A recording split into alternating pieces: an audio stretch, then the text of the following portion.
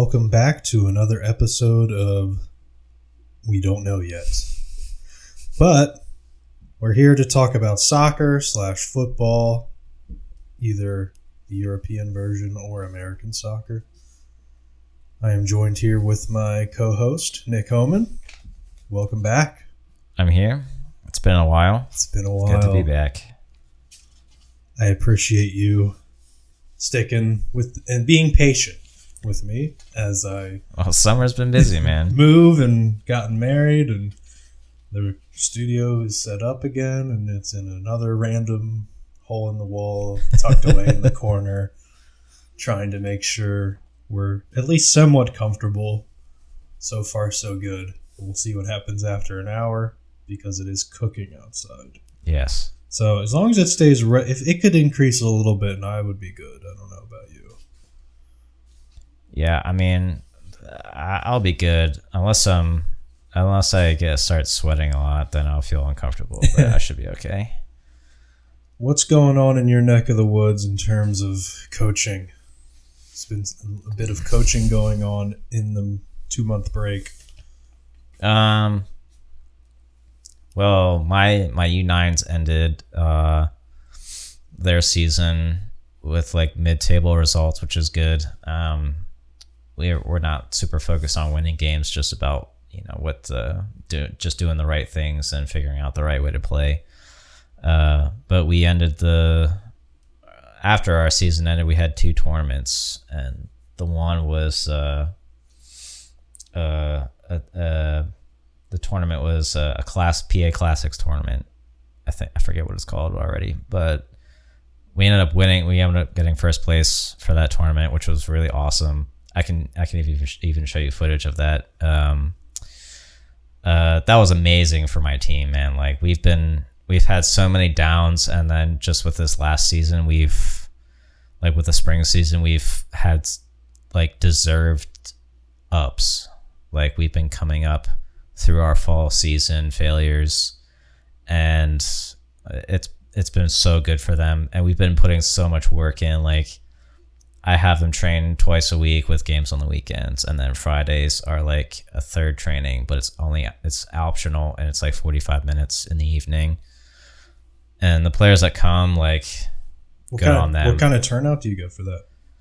So like for the Friday sessions, like I only really want 5, because what happens on Fridays, like I reserve the field for like 2 hours, so I can at least train 5 players for like 45 minutes, and then have another session after that. Another That's 45 minutes for another different 5 players. But I just have those 2 windows open for players that want to like do that, and sometimes it's 3 players, sometimes it's 2. I had a session where it was only the goalkeeper one time, and I'm that's just gonna fine. Rip shots on you for 2 hours. No, it wasn't that. I feel like that would have been very laxed, and they would have got a little bored with that pretty quickly. But yeah, it's I'm just glad we could end on a good note with one of the tournaments. Yeah, man, that's awesome. Unfortunately, the Lancaster Summer Classics tournament we didn't do super well with, but our bracket or our group was very it was very difficult. We had to play the other U9 boys team, a part of our club, which they're called Synergy and we're called Force. They were our first game, and we beat them.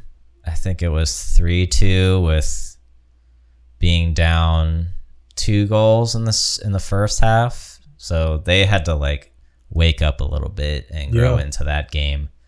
And then the other 2 games of the tournament were just blowouts, man. Like these other 2 tournaments these other 2 teams came out of like Westchester, and one I think was from Harrisburg. But people were telling me at the tournament that these other 2 teams that blew us out of the water were like tournament teams, which means like the club that they come from pull their best players from all of their boys, like of similar age teams and put them on one team and then send this one team to play in the tournament. So we played against all of their best players of relatively the same age, and we just got beat pretty bad. But I mean, they still have a medal to represent their hard work from the Classics tournament, but that last tournament was rough, but they were able to shake that off. Are you seeing a difference from when we coached together in that kind of age bracket to coaching younger guys? Are you seeing maybe philosophies take hold a little easier that you're trying to instill? Or is it kind of the same? Like, I think like coaching philosophies, you mean? Or at least like what you're teaching. Do you feel like it's taken a deeper root at a younger age? Or are you finding it easier to like kind of get your ideas across? Maybe it's harder to convey it, but when you get already a high school player who, you know, kind of like some of the guys that we coach, not that they were all unteachable, but just sometimes they look like you like, I don't want to learn anything. I just want to play a game. Right. Are they a little more moldable, I guess is what I'm saying? I would say yeah, but it also takes a lot more repetition. Yeah, okay. And in everything. Like if you're like my coaching philosophy has changed with shifting to younger kids. Okay. Mainly because that these kids can only learn so much all in one go. So like the first year, like we really focused on like fundamental stuff, just like passing technique and just playing the game in an organized manner. Like these kids are coming straight from like, they're like the best kids from like the rec team at that age. So they're still understanding what travel soccer even means, what those expectations are and the standards and what professional coaching looks like and how they deal with that. So the first year for them has been just as much a learning curve as it has been for me, just because them and myself have been new to like that stage of the game, I think. And it was pretty great though. Like as badly as we were beat in the fall season with our first time being together, like they developed their own like stick to it mentality and keep trying. Oh, it's beautiful. And then going into the spring season with playing teams that are at the level that we should be playing, you know, they were able to take that mentality and apply it without really me having to encourage them to do that, because that was kind of something they developed like as an identity, which was really great. I've like just to see 9-year-olds or 8-year-olds be able to do that just out of instinct and just what their environment were like what the environment was, it was just so cool for me as a coach, because like these kids, like they're learning a lot, but you can see over time that the things do stick, and like they are able to like take what you're saying and what they've been doing for a season or a year and just build on that. But you also have to make it fun, otherwise like it's just they tune out. But that's been fine. Like with older kids, like you can get them to do like very autonomous, like robotic, like drills that improve your touch and your decision making. But with the kids, you have to make it very game like. You have to make it fun. You have to make sure that scoring is involved. You know, there has to be some sort of point system, otherwise they're like, why are we doing this? If it's not competitive, it's just like, well, coach, I don't really understand like what I'm trying to do, what my goal is here, if we're just passing it and just keeping the ball. So there always has to be like a really subtle, soft why to everything that you structure for these kids. And it's just been, I mean, there kind of was that with the older groups, but with the younger you get, like, you have to also just reinforce what the game actually is, because I've been finding out in this league that we've been in, like, some of the refs just don't care. Okay. So they won't enforce player safety, and they won't enforce the rules of the game. And their biggest argument is just like, oh, they're 8 years old. Let's just let them play. Yeah, that's fine. Let's let them play. But you as the ref have to do the job of making sure these kids are also learning the rules. Oh, I can't just take them out from behind. They can trust you as an authority, and that you're looking out for their safety.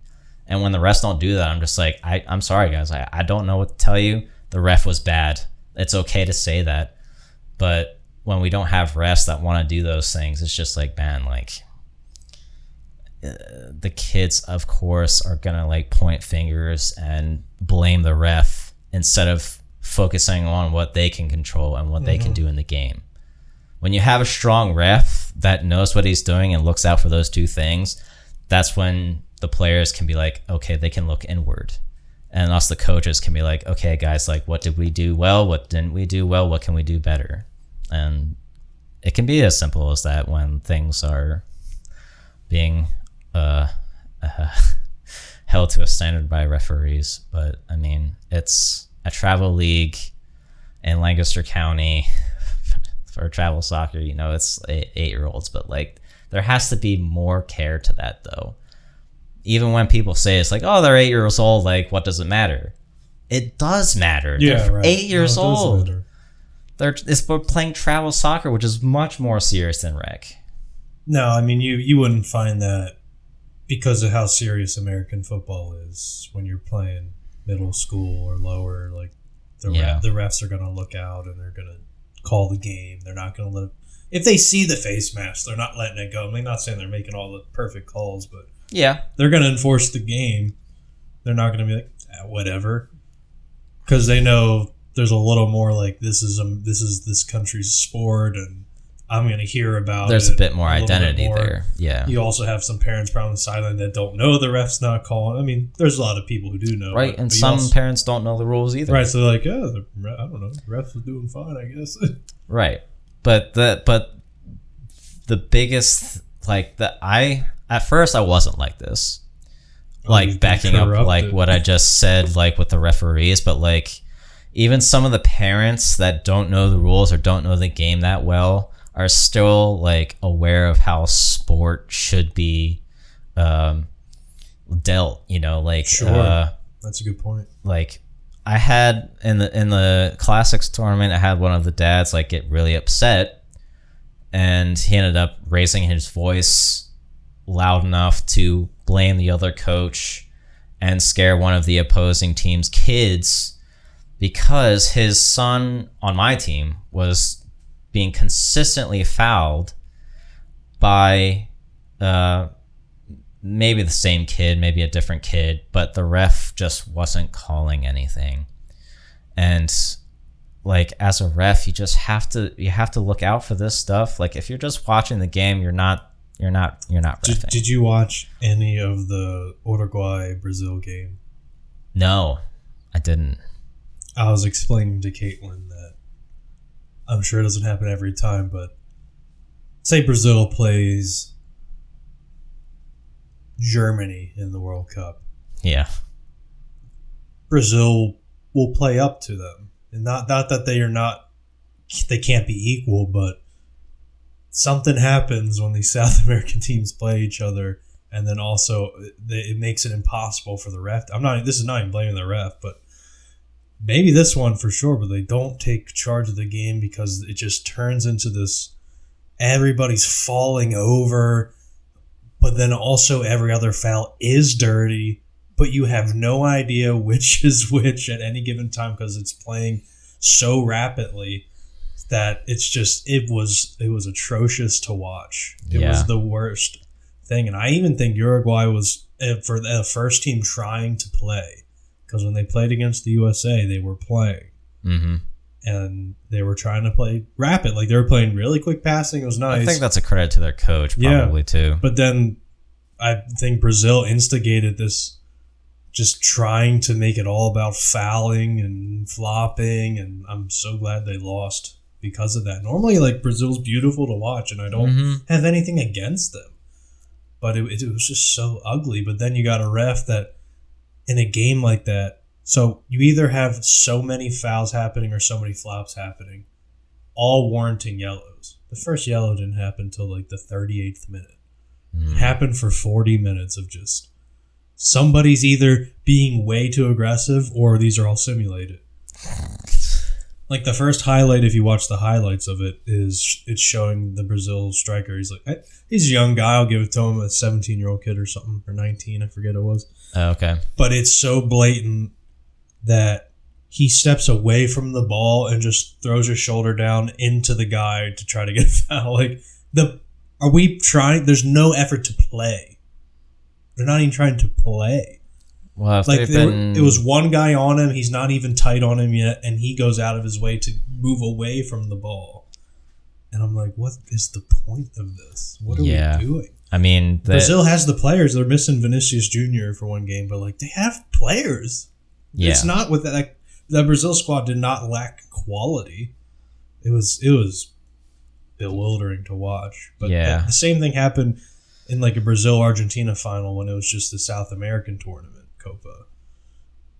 It was just like all these good players and like, what's happening out there? This isn't even soccer. Yeah, I mean, for me, that just sounds like they're being encouraged or instructed to play like that, or they're letting their emotions get the best of them by like results of the other team playing better than them. Yeah, and they're just looking for any advantage they can get to get back at them, whether it's playing better, which you and I would prefer, or we go into like the flop system where we're looking for fouls. We're looking to draw in the other team who's playing better than us and bring them down to our level so that we can go up.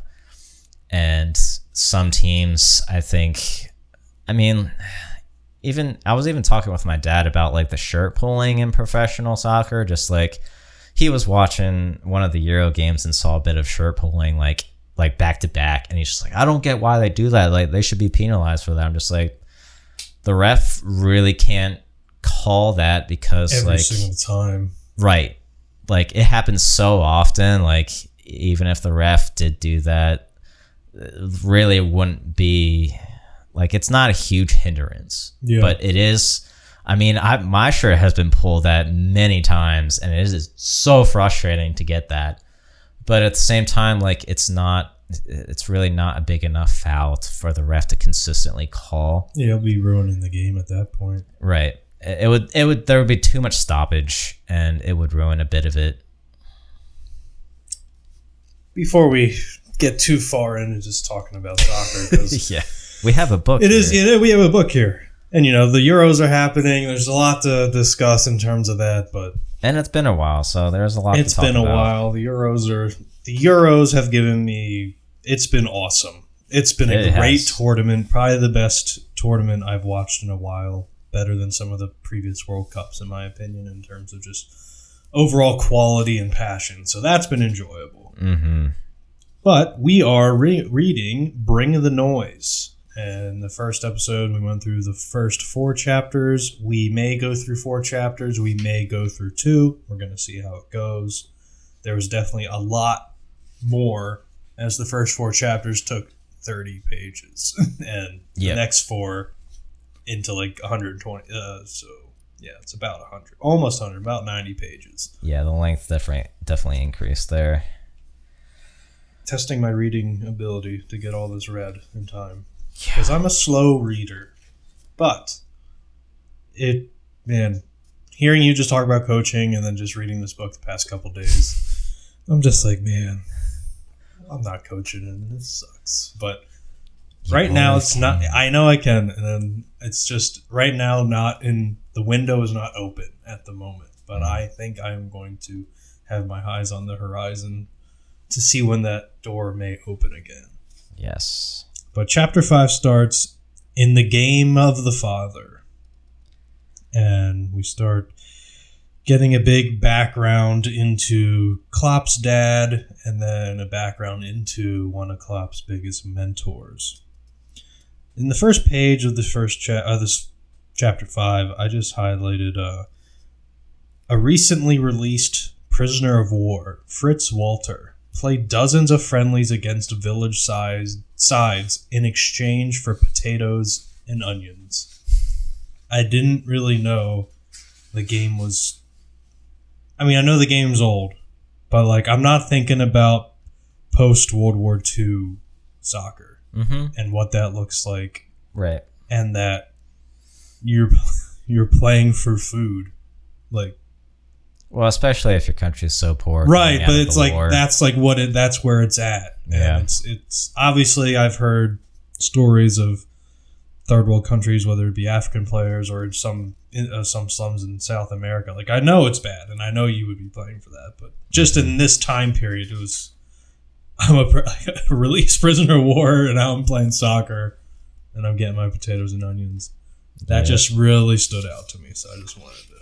That's kind of like where we're at. We're starting at this time period here. If you have anything before that, I'm skipping to page 35. I don't know if you had any notes before that. Well, I do want to just highlight and just kind of bring back like some knowledge from the first 4 chapters about Klopp's relationship with his dad and just how hard his dad was on him. And we read about how hard he was on his sister, and then Klopp was born. It's like, I have a boy. Right. And then she finally felt free of the pressure from her dad to be like this grand athlete. And just how well known the Klopps were known in like, you know, their normal life and in their village, and just how Klopp's father Norbert was just like he was a very competitive guy in sport, and not that Klopp disliked that about him, but how hard it was to deal with, even with like even with doing okay. You know, Klopp did, like, his dad does eventually die before he gets to see Klopp have really great success in Mainz and Dortmund, and then eventually Liverpool. And he never really resented him for how hard he was, just more like a it wasn't like resentment, it was more like bitter appreciation. Right. I have another characteristic of him underlined on page 35, that he always looked his Sunday best. Jogging trousers were considered appropriate for sports, but not acceptable inside the house, and under no circumstances outside. And obviously underlining that to also point out a difference between father and son. Somebody is stickler for appearance and somebody not caring, because it also goes in to talk about like making sure there's no stubble, they're clean shaven, and then Klopp is going to be in a professional environment. He's going to have Klopp's personality was very opposite. He's going to have the joggers on. He's going to let the beard grow. It doesn't look terrible for me, but to what his dad's standards were, it was almost like he was a bum in how he cared about those things. And it said like he first threw away the shaver and the hairbrush was the first thing his brother did when he moved out, or her brother. His sister was talking. It's like, I'm out of the house. I don't have to follow these rules anymore. I'm letting it grow out. And I can kind of very much relate to that. I would have obeyed, probably wasn't too rebellious in that sense, but I would have been not enjoying myself having to hold a kind of you have to enjoy that. Yeah. I wouldn't have enjoyed it. So I would have been like, I'm ready to grow my hair out. I don't really care anymore.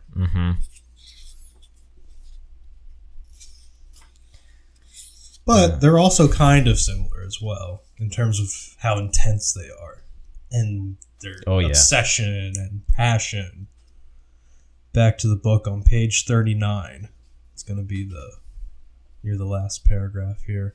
Jürgen has his father's temperament and his mother's calmness. So, as we were just saying, they have their passion, but what makes Jürgen different is he inherited some calmness. Yes.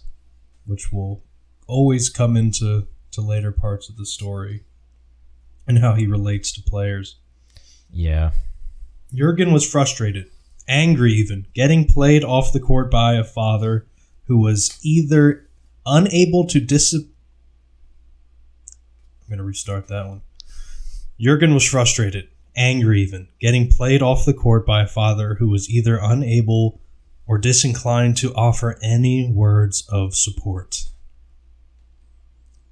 And they were going at it, but he had a dad who doesn't know how to offer words of support, which will get multiple player testimony that Jürgen Klopp is not shy to lift up the people around him. Mm-hmm. So it's even if you're a little bit of opposite to somebody who's pouring into you, it's impressive that he stayed pure, though, because you can be a little affected by people. Yeah. If you're not getting it, it might make you not want to give it out. So maybe have the opposite effect that he wants to always make sure that he never seems to change as he's growing up, as at least how the book has it depicted. Yeah, I think for me, it kind of seemed like Klopp's dad gave Jürgen like an example of what, I don't want to say disliked in lifestyle or in life. So he was like, I don't want to be like that. I want to be like, I am super aware of the things I'm not getting from my dad. So I need to like understand that people need those things. Like if I'm going to be any kind of like figure to anybody, I need to share those things because I needed that from my dad and he wasn't exactly giving it. But later it does say like in the book that Jürgen understand that his dad didn't communicate or show affection in the same ways as other people did. He did it in his own way by like, it was a tough love because like his dad pushed so hard because that was his way of showing affection, because he cared so much about what Klopp could handle, kind of like preparing him for life as much as he could. Right. He was, when I'm gone, you will have everything that I have to offer. Yeah. And that's my way of showing affection. And he also was a very gritty guy. He had a lot of belief in the sense he had picked up cancer, and they said like it was like a few weeks to a few months, and he lived for 2 more years saying the cancer won't get me, like just resolve to and staying positive and defying those kinds of odds. And as you were alluring to at the end of this chapter, which is just a brief one, just kind of going in on Norbert Klopp's personality and a little bit of his life, and after he had passed away 40 years later. However, Jürgen Klopp has certainly come to realize that spending all those weekends pushing his son further along an indefinitely demanding scale was Norbert's way of being affectionate. For a father's love is not measured in words, which I'm cutting away because I think it can be, but not for Norbert apparently, nor kisses, but in time. But in time is the important one, because giving somebody your time is a way of showing affection, even if you... It's your biggest currency, I want to say, Yeah. Obviously, it can be received differently if I'm putting my time into you for solely selfish reasons, it's not going to be received as too much affection. Yeah, right, yeah. But the fact that Klopp is coming to realize that, I don't think it was just Norbert wanting to live through him or anything like that. He wanted to build up his son to be strong, and that's kind of, I mean, from what I understand, which is very little of German culture, but like seems pretty spot on. Well, it seems very like cliche to, I mean, I don't know. I mean, that's a parent's job, right? Mm-hmm. Like preparing their children as best as Sure. they can. And I mean, obviously Norbert, he grew up in a world that was pretty much changing from year to year, especially with the aftermath of the wars and how Germany was separated into two different countries at that point. And there was a lot of different norms, and just like when Jürgen was born, like times were changing even faster with like reunification. And even with German soccer, like, you know, things were rapidly changing and growing. And I think Jürgen was not super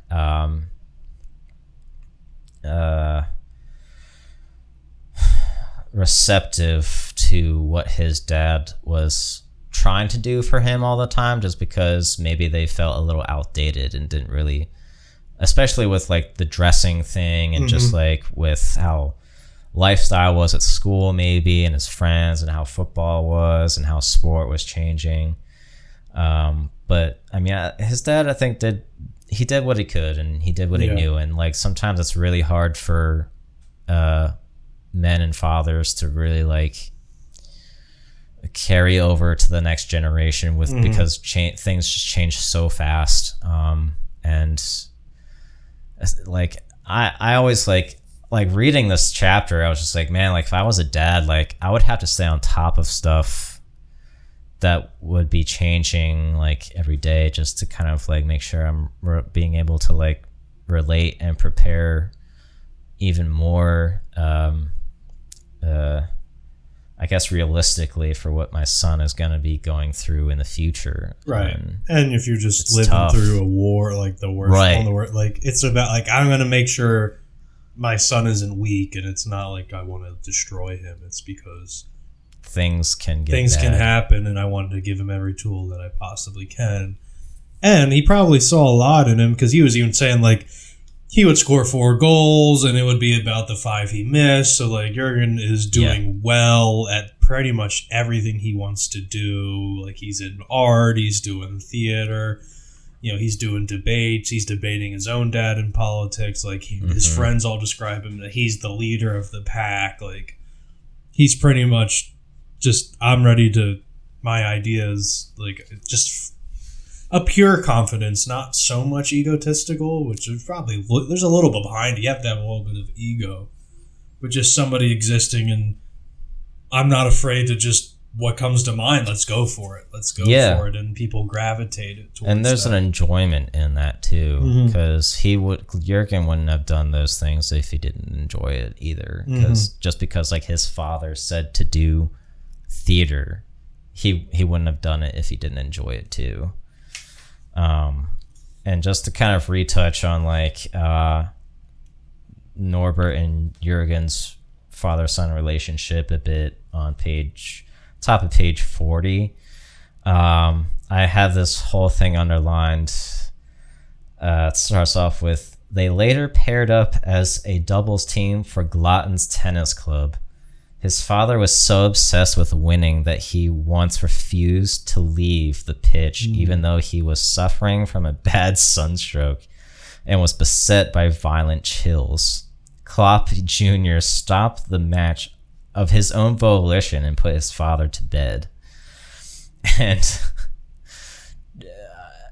just like, it's so cool to me that his dad wants to be that competitive to make Jürgen like try harder, but the fact that Norbert is just like so competitive, he gets like just exhausted to the point of just bed sick, is it's kind of nuts. I mean, like, but it's also kind of admirable, because like you're out there with your son all day just doing one thing.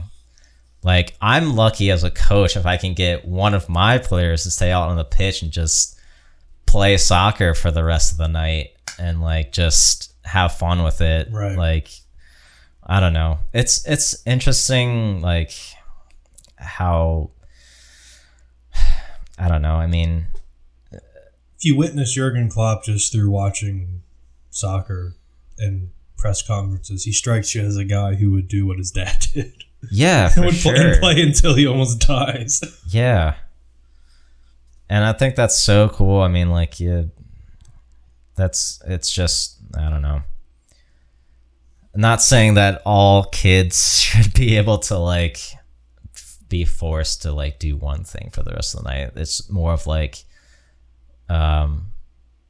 just being able to have that devotion in your back pocket to be like, oh, you want to do this? Like, we got all night, man, let's do it. Like, or just, you know, if you want to get better, there's a few things we can do. We can train for the rest of the night, or we can, like, do this another week, or I don't know. It's, especially with young kids, like, they don't understand, like, what limits are and how to push past those limits and still be okay.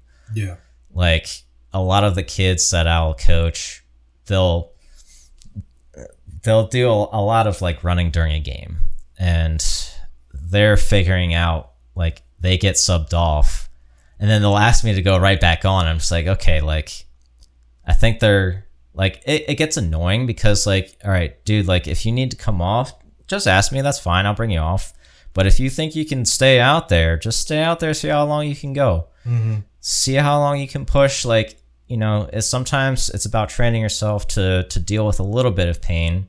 Like, oh, you don't feel like running a little bit more. Just see if you can. And if you can, that's fine. We'll bring you off. Like, that's, as long as, like, kids are being aware of, like, oh, like, limits don't, like limitations are set by the individual most of the time.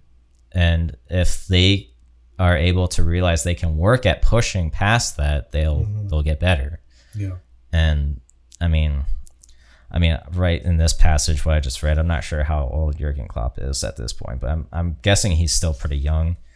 But yeah, I mean, when I was a kid, man, like my dad wasn't like this, but he was, I don't know. It's important to help kids understand, like, these small things that they can just kind of figure out on their own. Just, like, putting it on their plate and seeing what they do with it. I don't know. Like, sport is a whole human science, man. It's just, it's just so much to think about sometimes. So much trial and error, and just kind of, like, seeing what certain individuals do and what they do as a team, and just how that all just kind of translates into one long equation. Well, as we are just talking about fathers, I think we can move on to maybe you could consider Klopp's second father, Wolfgang Frank the Master. Yeah. As it starts off, and how this whole chapter goes, our father was brutally self-disciplined. Some might say he was a little obsessed. And I got that as I kept reading that this guy is a freak of nature. Frank Sr., the brothers recall, saw no difference between being a coach and being a father. Yeah. Both roles came down to the same thing, a duty to educate. He was a freak. In a positive sense, says Sebastian. An immensely ambitious man for whom football wasn't just a game of tactics, but everything. A school of life. And that really hits me because I can metaphorically teach many life lessons or things that I read biblically that can correlate into soccer. And it's kind of the thing behind the channel, which is why it's called 1212 Studios, which is a verse in the Bible about the body being many parts. But even though it is many parts, it is also part of one body, all being necessary, all needing to work together. If one part of the body is sick, it affects the whole body, as is a football team, as is any team, as is a group of people living life together. A school of life. But this guy I did not know about very much at all. And I was just kind of blown away with how little I knew about him and knew about other people. Yeah. So Wolfgang Frank is kind of like, I think I said earlier, like kind of like the catalyst of like Everything. so many tactical things in the past, century, I guess, with football. Just how he introduced like a back four zonal marking, like 4-4-2 system, and how that influenced like Joachim Löw, who coached Germany and won in 2014, and Ralf Rangnick, who is we dive into him a little bit here in a bit. He's also renowned for coaching really well at Hoffenheim, and he's coaching Austria right now, and they did really well in the Euros.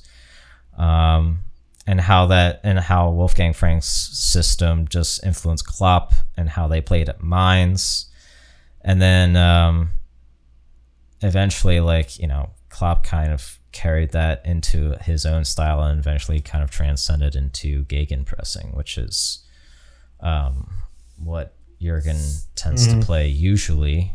But yeah, it's just so much stemmed from like this guy, which is why the chapter is called Wolfgang Frank, the Master. And I have a part underlined here on page 47 at the bottom. As a player, Wolfgang had been fascinated by the playing style of Arrigo Sacchi's AC Milan, a team that dominated European football in the late 1980s and early 90s, thanks to their revolutionary collective tactics and synchronicity of movement that suffocated opponents by depriving them of space and time. He would study the players' unified maneuvers on videos late into the night and also mull over the importance of regeneration, nutrition, and mental training at a time when such topics were considered esoteric in Germany. This... What year was that, did it say? It doesn't really say. Well, he was fascinated by AC Milan in the 1980s, so it's a bit further back there, but it's probably in the 90s thereabouts. Yeah, and just how all of that, those different parts of football, even off the pitch, like regeneration, nutrition, and mental training, are so important now in the football world, and just how that really escalated things. Not all at once. Wolfgang Frank just kind of like started doing this kind of thing through his observations of Sacchi's AC Milan, but just being able to carry that into his own football in Germany, and just how much that kind of just sparked a different kind of football environment that was changing things, because zonal marking was like at this time it was kind of unheard of. It was never really like looked to do because of how football was popularly played at that time. And I think later in the chapter, I think it's right here, Frank on page 48 in the middle, Frank understood that tactical innovation could be a small club's weapon in their battle with bigger and better sides, that the right ideas could markedly increase the quality of your own performances. But even that in itself wasn't accepted at the time. Right. I mean, tactics itself. Yeah. Maybe on the battlefield, right. Maybe in war, but with the sport, it's just like, yeah, we're playing this because that's what it's always been played. And just how, things were changing in Italy. Like they kind of gave him some ideas about how the sport could change as a whole, probably. But getting into a little bit of his coaching story on the next page, it's 1994. He's in the second division. he gets a chance to prove himself in his home country, Rot-Weiss Essen, a second division side. Mm-hmm. But he has Frank had a dressing room revolt on his hands on his first day in the job. Captain Ingo Pickenacker and his deputy Frank Kurth had resigned in protest as they had not been consulted about Rawber's successor, who was the coach before, despite a promise from the board. Mm-hmm. So just the sheer amount of challenges that you get just getting a job.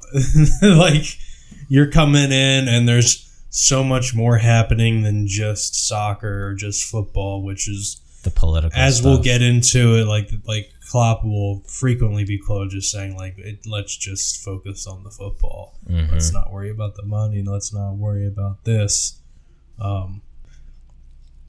Well, in essence, he's having to deal with a revolt, and then now he's having to make decisions later on that are kind of being divisive because he's getting pressure from the board to make decisions about players that have taken different sides. This player name was Konchny. He was, at the time, the captain. He was on the wrong side of the divide, and unfortunately Frank took the decision and had no basis in football. And he would have been starting in the back line, I believe, in a cup final. And they ended up losing 3-1. And he goes on to say, I'm convinced it would have been a different game with me on the pitch, says Konchny with a heavy heart. I was very disappointed in Frank. I cursed him. He was a good coach. He always said we had to keep learning and expand our horizons. Training sessions lasted 2 hours, but I think today he would recognize that he made a big mistake. So he's already getting put in hard situations, and then he's having to make decisions that I know he probably didn't want to have to make, and now you're making it look like you're the bad guy. It was mainly just painting a picture to me, like, the difficulty of pro coaching in general, even probably on the lesser end of just when it becomes not about football, the business or the club, because it's both at times, will lose the plot. Mm-hmm. And I know it's probably more idealistic to say stuff like Klopp, like it's football first, because when you're somebody who has to be the one looking at the finances all the time, and you don't know how you guys are going to, like, well, we got to keep this place open or whatever. But if it's not about the football, then why are you even having a business to begin with? Like, do something else. Yeah. Like, it needs to be about that. Yeah, it's... Even in this situation with not playing Konchny over Pickenacker, it's tough. I mean, he's going with his, like, logical gut thinking with, I mean, he recognized that this player was not on board with what the mentality was of the team, and he was picking somebody that was, even with Pickenecker's, like, faults with like injuries and like giving up like late minute goals or like any of those things. Like, he was willing to look past those mistakes, but because he had the mentality of the team, he got the game over Konchny, which is like you said, like, professional coaching. Like, those are some of the kind of decisions that are going to be made, and it's tough, man, because like you can't please everybody. You have to do what's best for the team as a whole and the club as a whole, and it's gotta be for the sport. It's tough. I mean, on a professional level, yeah. Obviously, when you're coaching 8 or 9 year olds, it's got to be about the fun of the game.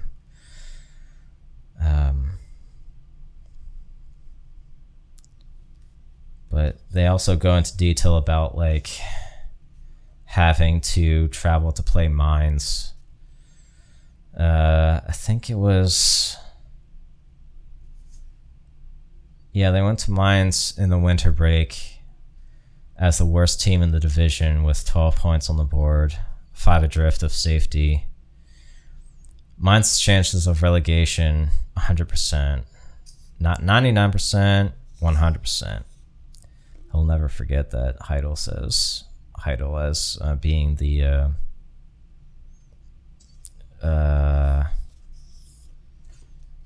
This is a different team now. He is coaching Mainz.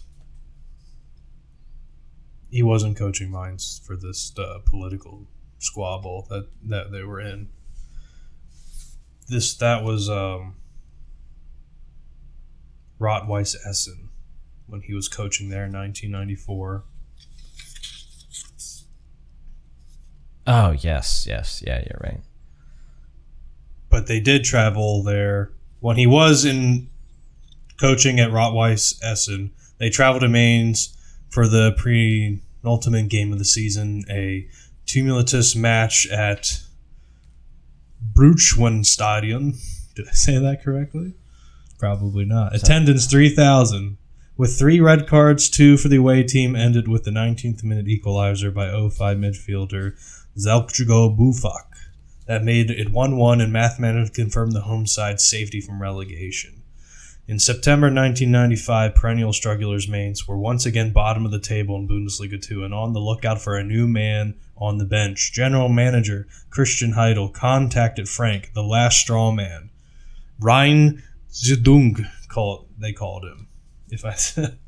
I don't know why I keep trying to say these things. What page are you on? This is the 51. Is the page before. This is to clarify where you were at. He came and said a lot of things that sounded very nice and lovely, Heidel said. Pays with a playful irony. He had the demeanor of a teacher. I'm always careful with teacher types. They're sometimes not easy to deal with, but after a while I said, okay, why don't you do it? In hindsight, that was a momentous day for Mainz 05. I'd like to tell you that I knew straight away that he was a good coach, but in truth is nobody else wanted to coach us. So now he's not coaching Rot-Weiss anymore, Rot-Weiss, and he is now the Mainz coach because nobody else wants to coach him. And they're the worst team. And Kicker Magazine writes, as you had said, Mainz chance of relegation 100%, not 99, 100%. He'll never forget that. Reminds me of when you could watch clips of people talking about Leicester City when Mr. Dilly Ding Dilly Dong took over. They're like, they didn't know what. Everybody was like, this is the worst appointment. I think. Oh, man, I forget who that guy was coaching before. I think he coached Greece for like a short spell. And he just wasn't having a good amount of success. And they're like, these guys are going to go down. They're going to get relegated 100%. I wouldn't even put a single dollar on them to win the Premier League. Yeah. But, well, that's never the first thought when something like that has changed. Like, just because you get a new manager doesn't mean you'll even do well anymore. Right. Like, which is, it's tough. There should always be a little bit of hope in, like, the decision of the change, but, like, it's always going to be skeptical. It's always going to be questioned. And Wolfgang Frank going into Mainz, he's taking up the job in my mind, he has a philosophy to offer that makes a difference, and I think he's just realizing Mainz might be the right level and environment for it to actually come to fruition. And I mean, it did for the most part. Frank knocked on Heidel's door. He said, "We have to make a change." I thought, yes, you can say that again. He told me he had thought things through and decided that we would go into the winter training camp and play without a sweeper. In the future. I said to myself, what? He can't be serious. So immediately we're going to do innovative things. I didn't even know at the time that a sweeper was such a prevalent position. I remember playing rec and we had a sweeper, but I thought that was strange. Well, yeah, even the next paragraph, it just says, like, a professional football team without a libero or a sweeper, a last man behind the defense, was largely inconceivable in mid-90s Germany. Like, that's... I mean, right now, just the way football is played, just like, who plays with a sweeper anymore? Not a whole lot of teams. I mean, arguably Manuel Neuer just kind of casually plays sweeper sometimes, but like it's never a concrete tactic the coach. Well, and it's like implies. National team manager was the one saying that. Yeah. Berti Vogts told Swiss tabloid Blick that a system without a sweeper was fundamentally destructive and thus not destined to find acceptance in the Bundesliga. Mm-hmm. This guy has lost his mind. Just underline that because there's a lot of that being said about Wolfgang. There's a lot about that being said about Klopp. I feel like our mutual friend Kyle says this guy's crazy all the time. I feel like he might be inspired by this book as well. Yeah. You did read it. There's so much in here that you literally cover it all. But we have to keep skipping ahead. I'm going to go to page 55. Mm-hmm. A little bit mid down the page. Frank estimated that it took 150 hours of theoretical training before the new system was internalized. So he's pushing his team. We got to learn this system. But we have to theoretically do it for 150 hours before something will even set in. So... does it say why he decided on 150 hours? I don't think specifically, but I'm going to assume from experience. Okay. Just in case there was some sort of science behind it. Because this guy was just always looking to new ideas. He's just experimenting in his brain. So, I mean, I think it's just he was reading books all the time, too, to like come up with new things. Mm-hmm. A little bit later down the page, you have to realize how courageous that was. In football, it takes a long time to put new things into place. Wolfgang introduced 4 at the back in the middle of a raging relegation battle.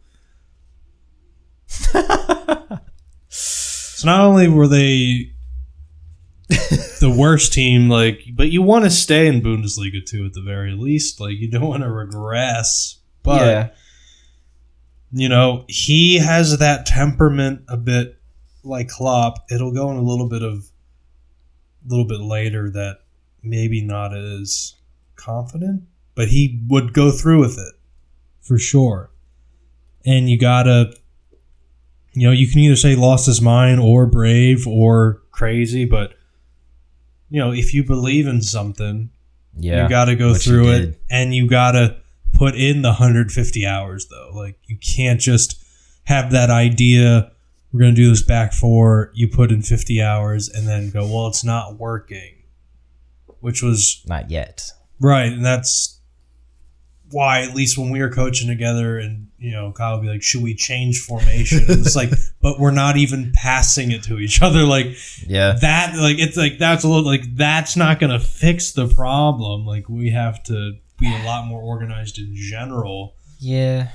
Not that a change of formation can solve some problems, and it did sometimes when Kyle did it. So he wasn't wrong every time. He said it. But fundamentally, it's like, well, we need 150 more hours of like the work before we're going to see the results. And you don't have that kind of time in where we were coaching. But absolutely right. But like, the circumstances are just that much, like, they're different. Importantly, like, because we were coaching like high school kids, and he's coaching like a team professionally that's struggling to stay in the second league. So like, the importance of practicing a system is so much more crucial to get it down in 150 hours. And it's just, it's not gonna just be snap of the fingers and have success with it. Mm-hmm.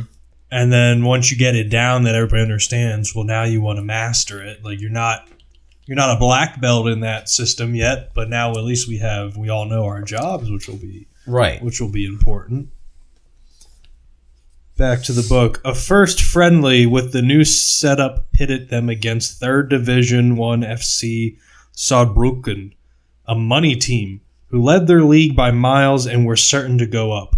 Heidel remembers it was in Fronlautern, near the French border, and I was pretty sure we would have conceded 5 goals. But at halftime, we were up 6-0. I thought I was dreaming. They had their best 11 out there, but no idea how to play against us. They were completely overwhelmed. That was the rebirth of Mainz 05 and the birth of the back four in the 2nd Division. We were the first to play it in this way, in conjunction with a ball-orientated zonal marking. Ralf Ragnar and Uwe Rapolter at Waldorf Mannheim came afterwards. So already there's listing some names that you had down there, like Ralf Ragnar. Like, I thought that was the guy that came up with all this stuff, but no. he was just a guy who came afterward, a guy who who learned from Wolfgang the prophet, as he's described. Just the ball-orientated zonal marking was just like on page 53. It's compared to like witchcraft. I remember that.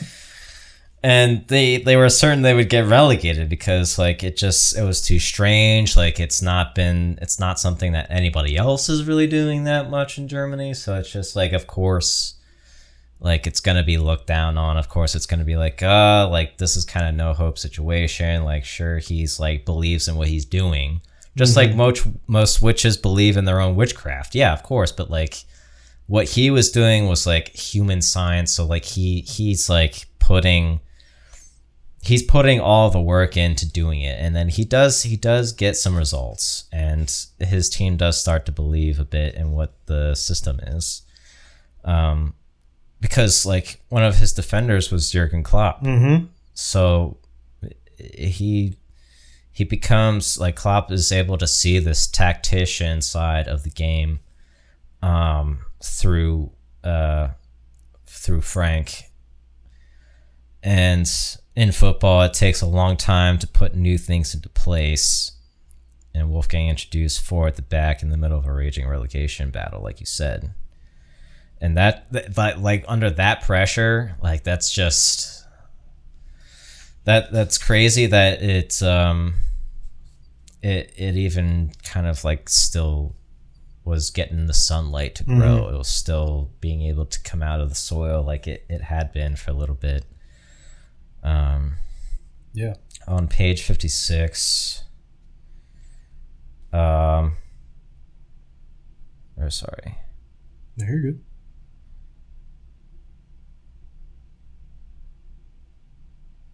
Oh, sorry. It was 57.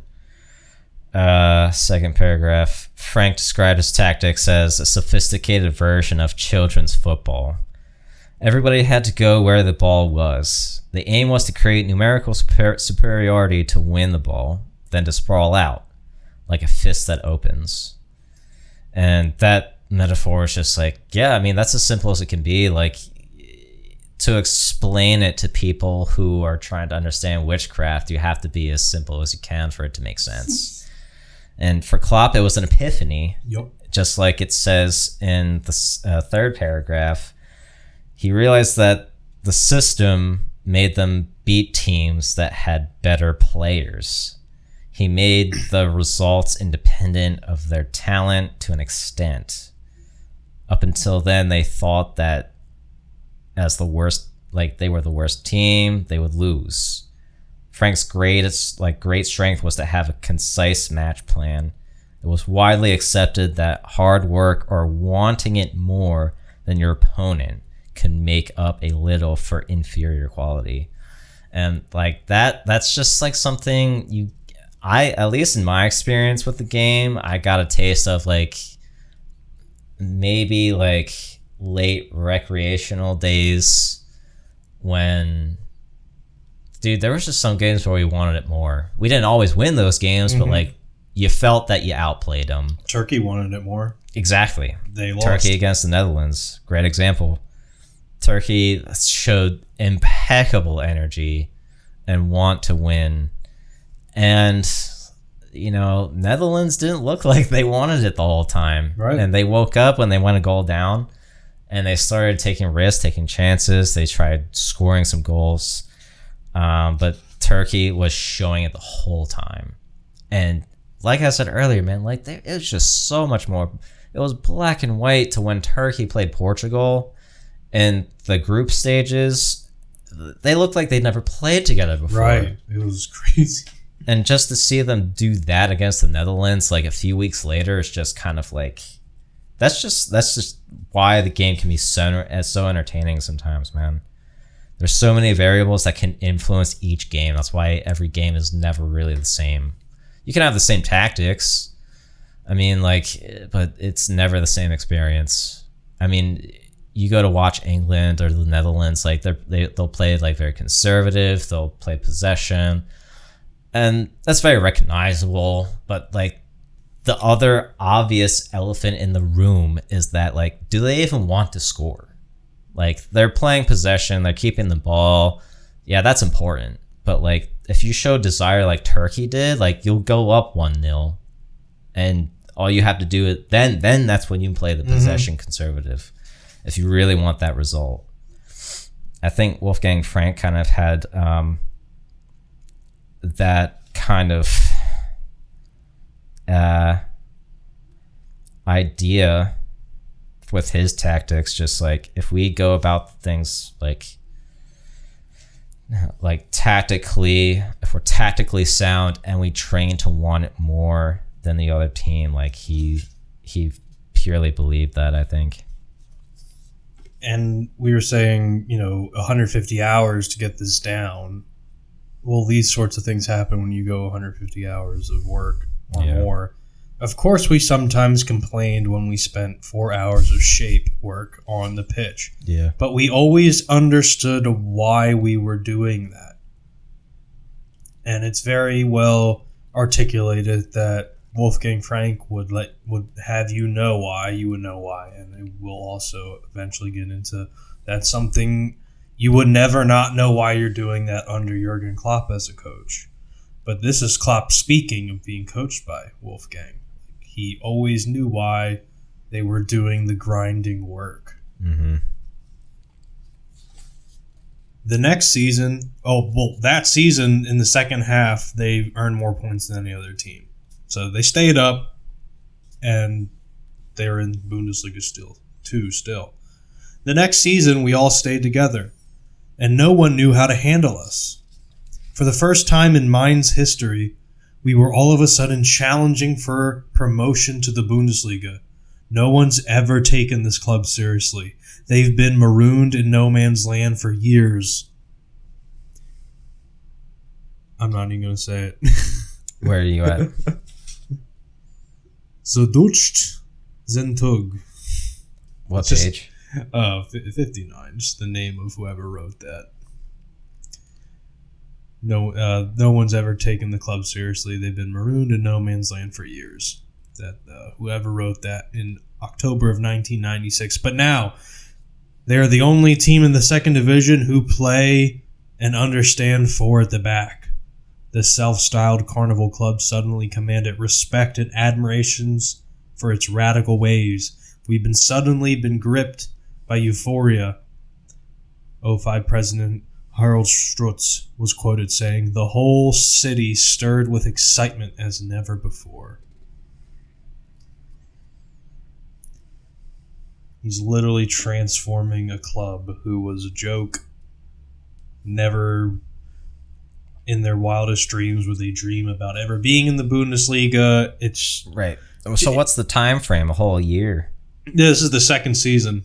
So they had the first season, and their second half was good. They had more points than anybody else, just if you counted up the second half of the season. And then they start the second season. They're in second place. They're challenging for promotion, and they're having respect. People are fearing them. Mm-hmm. And it's all because of this crazy guy who went against the culture of what you're supposed to do, what everybody said.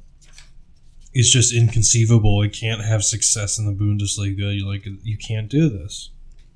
But it's a guy willing to go on a, believe in what he believes in and be brave about it, but also it's showing the importance of being that teacher and being that father figure and knowing the players and caring about them in the sense, but also pushing them. You're pushing them extremely hard, but also knowing them, and they know why they're working so hard. So they're willing to do it. Yeah, being a coach and having that connection with your players on your team is it's hard to have. In a professional environment, maybe it comes easier because there's more pressure to be on the same page. And everybody has a bit more accountability and responsibility to know. And I could be wrong. I only played semi-professional in a very new startish club. So, I haven't played at Essen under Wolfgang Frank. That's got to be something that comes maybe more naturally, maybe not easier, but just because you're also being paid to do it. Right. Which I think still has a big difference. Sure. Now it's starting to dive into a little bit of Wolfgang Frank's craziness, but also his ambition. Mm-hmm. This is when I started to think that maybe it could go awry. I didn't know it did. But none of these things were bad, what he's saying here. Yet for Frank, progress couldn't come quickly enough. At the same time, he had introduced the fundamental changes for the team's tactics in January 1996. He had surprised the board with demands for a bigger, modernized stadium and better training facilities, the Bruchwegstadion. The Bruchwegstadion. Okay. Had only just had floodlights and an electronic scoreboard installed a few months earlier. He taught us that we needed to have a vision. If we wanted to achieve things, that was decisive, said Strutz. He asked us straight up, do you want to play in the Bundesliga one day? I am not sure anyone had really thought about that before. They weren't thinking about it. We're just running a club here. This is just who we are. We live in Bundesliga 2, yeah. The fact that the gotta dream a little, I guess. Right, but it's just the higher ups are I don't know, do we want to get promoted? That must do that? Be how some clubs operate. It has to be. I'm not sure anybody had really thought about that before. We were still bottom of Bundesliga 2 then. Frank's vision was to renovate the Bruchweg. This name, literal translation, broken path, was very fitting then. Strutz concedes, and he demanded the installation of a plunge bath and a sauna, as well as better pitches. Wolfgang Frank was a unique person, very distinctive, a wonderful man, but overly intellectual, spiritualized. He drove the Mainz board nuts with his demands to make success sustainable. So there is a balance, though. You want to push all these things, have the greatest club in the land because you need all these things. And everything he was asking him for, I'm this would improve the team. I would like this. I would want to do this. But he's pushing very rapidly. He's pushing very quick. And there is a business side to it. There is. I don't think it needs to run the club, the business side, but you got to be willing to go when the board's dude, we can't do this yet. Yeah. I like your vision. We can't do it yet. But all Mainz had at the time was a grubby bathtub. There was a kit man. The kit man washed the boots sometimes. After a game, the team captain would be in there, so nobody else could cool down. Frank was adamant. New pitches, new changing rooms. The press room can't be here in the center of the building where the players are, he said. Slow progress was regression to him. Everything had to change at turbo pace. Everything. Let's go, go, go, go, go. The board must have thought I was bananas, Frank admitted years later. And he kind of was. Did a little. But, you're starting to see all your he was ideas ahead work. of his time, man. Yeah. That's why he wanted to go as fast as he wanted.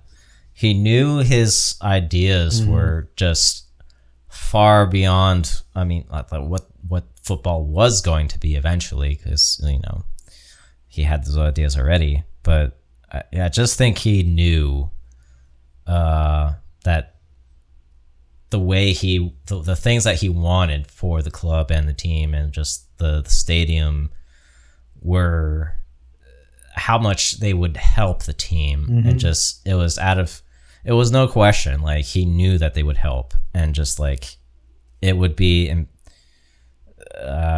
counterproductive not for football not to have things go in that direction, which is, I get it. I mean, like, I would have been the same. I at least I think so. As they're preparing for the second half of the season, when reports of fresh snowfall in mines reached Cyprus at the end of the 10-day training camp, Frank decreed that he and the team should stay for another fortnight to take advantage of the perfect training conditions on the island. The players were less than pleased. They wanted to go home to their families, but the club were so enthralled to the first coach that had ever brought them a semblance of success that they bowed to his every wish. We were second in the table. Mines 05, second in the table, Heichel exclaimed for effect.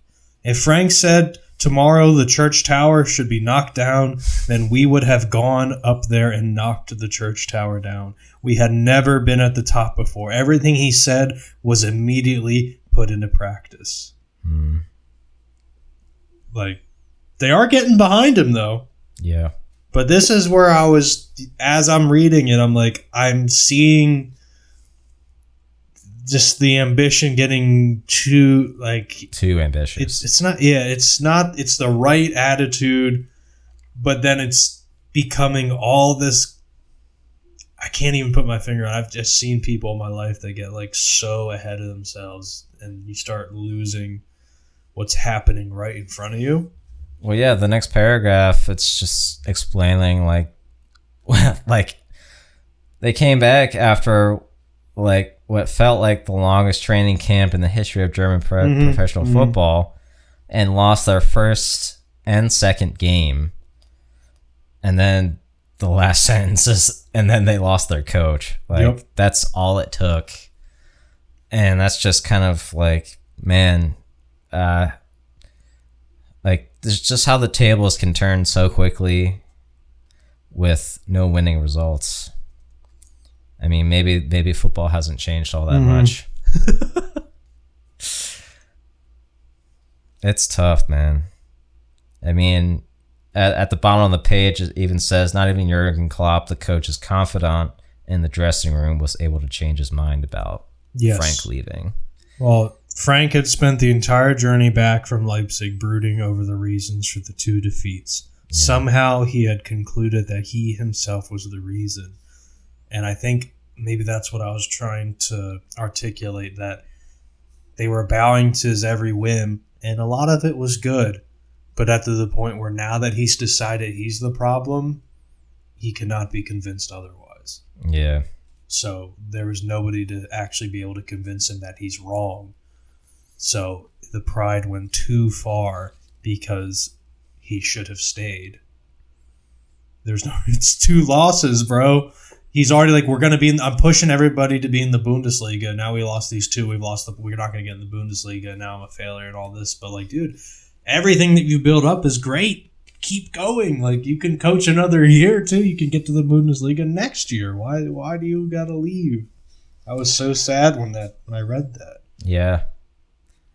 It just felt so, like, unnecessarily drastic, just with two losses in the beginning. I don't know. I mean, maybe it's like we're not seeing through the pages like the amount of hype and like the effort and preparation to start the season off well. Like, I think because they didn't burst and skyrocket into those first games winning, that it was just the complete opposite, that they were like, yeah, I don't, this is not it. This is not what we've been training and working towards. And just 2 games, like, that's like... And then they fluffed the last day, and Wolfsburg went up instead of them. Yeah. When it's like, well, maybe if he was still there, because the new coach, they said he didn't have an idea what was going on, probably about the system, for sure. Not to come at that guy, but, like, that's the thing. Any coach I pity, like, coming in the middle of a season and somebody's established something, like, what do you expect them to do in such a short amount of time? Well, yeah, I mean, like, the next page goes into, like, Kloppo was driven to distraction by, like, the new coach not really knowing what to do. And he was just saying, we always had a relationship built on trust. He would come into my office and say, the coach hasn't got any idea of tactics. We can't play like that. A back four with a sweeper. That's when, I think Heidel is talking here, but that's when he sensed that he might, like, Kloppo might become a coach himself one day, because Kloppo was, he was understanding, like, what makes sense and what does not make sense tactically. And that just kind of, like, acts as a springboard into, like, just kind of Klopp's season and experience with that team, and kind of how things start for him as a coach. I want to pull it back just real quick to right when Mainz doesn't get promoted. It gives just a character building again for Wolfgang Frank. In the meantime, Frank had moved on to coach FK Austria Wien. His son remembers being in the car with his father on the way to the airport. He hardly said anything. All he did was memorize the names of the Austria players by heart. He wanted to know them all ahead of the first training session. Just immediately, he's obsessed. All these things are good, but it's just like, this is who this dude is. He's all, I'm new place, I'm all in. Yeah, I'm all in. He's a devoted guy. Yeah, and I'm somebody who can forget a name, like, while I'm talking to them. So I was just like, it's admirable, like, to going all in is a good thing. Obviously, there's fine things to get a balance on, but I would say it's not a detriment to you if you are an all-in person.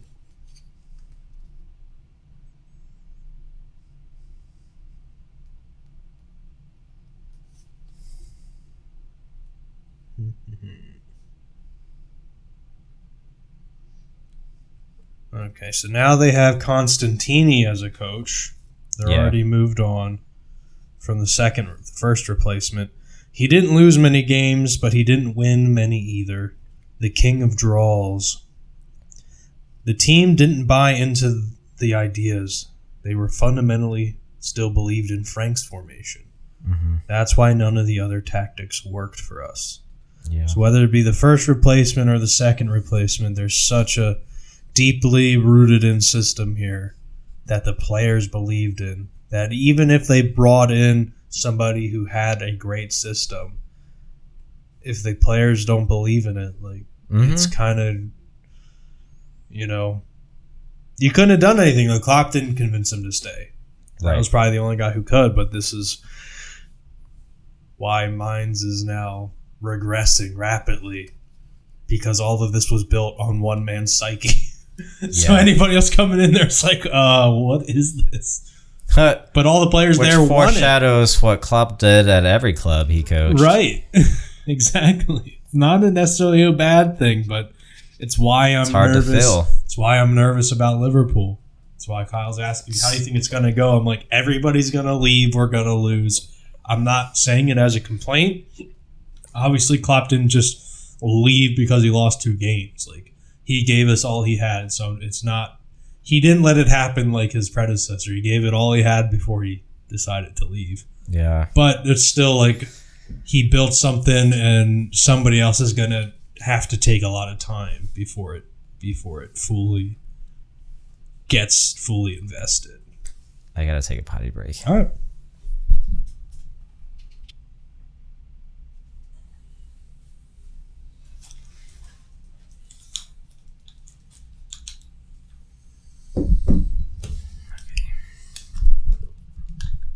And we're back from a short break. Mainz is in crisis again after dreaming of Bundesliga. Shortly dreaming. Constantini admitted to Heidel that he couldn't connect with the dressing room. The Mainz general manager swallowed his pride and called on the only coach he could think of who might be able to return them to winning ways, Frank. His engagement at Vienna had run its course. Both sides had already agreed to part ways at the end of the season. After getting a call from Heidel, who sweet-talked him until 3 a.m, Frank left his post immediately to turn back the clock and save Mainz from a drop a second time. He won his first game 2-1 away to Stuttgarter Kickers, thanks to a quick injection of hope. This guy burns so brightly with excitement, Klopp told the cameras after the final whistle. If anyone can ring in the changes after only 3 days, it's him. Mainz finished in 10th position. Which is just like, why did you leave, dude? Yeah. But it's crazy though. But you have everybody there is ready to do what you're ready to do because no other coach built anything. So I don't think he would have just came in and saved any team. Is the fact that the system that you build is there. You walk in and go, you guys know what to do. We're going to do the thing you know how to do. Yeah, that it definitely gave the players like a reflecting moment with Constantini coming in and being like, well, we know how to play this system, which has been working out for us, but the guy that put it there is not here anymore. Right. And then all of a sudden they start missing him. And the club starts missing him, so that's why maybe they called him. Just like, hey, like, you know, what you were doing was actually good. Like, you should come back. And maybe that's why Frank was a bit reluctant. Just like, you know, like he felt like the work that he had put in actually like had some, like substance. No, I mean, look, Real Madrid brings Ancelotti back, and they have success. Mm-hmm.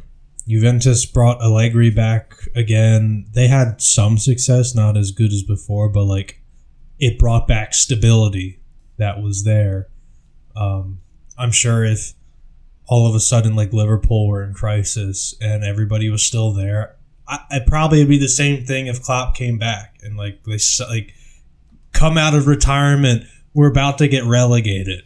Like this is the worst thing that's ever happened, and he just shows up and everybody. If the players were all still the same, they would. I think they just we know what to do, and it's back. Like the sun is shining again. We're good to go.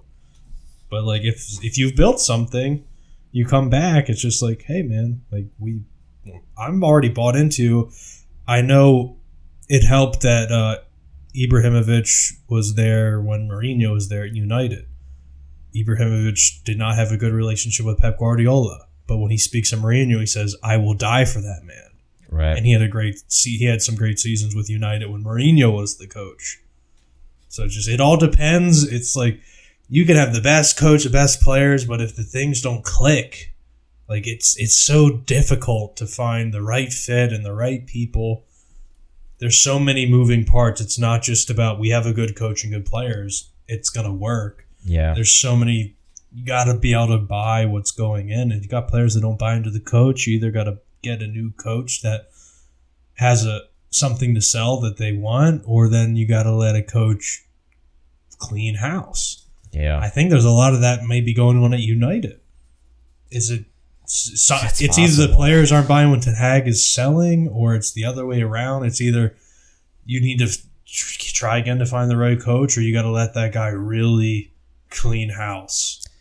and not like, I don't know if maybe he was in charge of all the signings like fully, but like that's why it worked. I think for Klopp, he was really in charge, not of like finding everybody, but like he wanted to have approval of like who's coming into the club. And he was like, it's like that. We'll go into it when it's like Dortmund, like, hey man, like this is the system.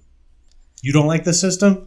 You don't have to. It's okay. Like, we're gonna get you a home. Like, you don't have to play. We're not gonna make you do this. Like, I need a guy who wants to kill himself. So you don't have to do that. We'll sell you. It'll be all right. Yeah, like the book kind of hints at later when Klopp is at Liverpool or even at Dortmund a little bit, like his scouts and agents for players. Mm-hmm. Are all people that he knows throughout his career, even at playing at Mainz, even like coaching Mainz, just meeting people through coaching. All of these people know what kind of players, kind of like catering to how Klopp is and what players he looks for. And that's just such a useful tool because, like, if I was a coach and I was looking to get new players into a club, I would be having people that know me as a coach to go look for players like you and Kyle, maybe even Van, my new assistant coach and new friend Danny. Like, he knows exactly, you guys know exactly the kind of players that would, like, if I told you, like, I need this player for, like, a right back position and, like, I'm just looking for, like, a handful of, like, what these kind of characteristics or sometimes maybe I don't even have to say anything. I just need to tell, like, somebody, like, I need a right back in this system of, like, a 4-4-2 or something. Sure. And you guys will know exactly what. And I think, like, Klopp having those people looking for players has helped him so much, and just having a system he can rely on to just bring players in. He doesn't have to do a whole lot of thinking, really. He just has a system that he can just trust to work in what he's building things around, and that is just so cool. Yeah, like that's I mean, it's ideal, man. Like, it's based around human nature. It's based around human connections. It's just like, why has it like when it's too businessy, that's when it's just kind of like, I'm not that kind of person. Right. So it's only going to work for a certain type, I guess. Sure. Back to the book. Frank is bringing some new ideas. He has evolved in his new tinkering. He made it his mission to work on the team's mental strength, Stroot says. He went very far in that with the introduction of psychological and autogenic training, a type of relaxation technique. He also employed an autogenic coach who, as we later found out, was a former train driver. He had changed jobs. So Arsene Wenger wasn't the only catalyst for changing, like, player, like, off the pitch, like, routines and training, like, you can no longer smoke cigarettes right, and drink beer before the game. Wow. A little more on this is Strutz. He was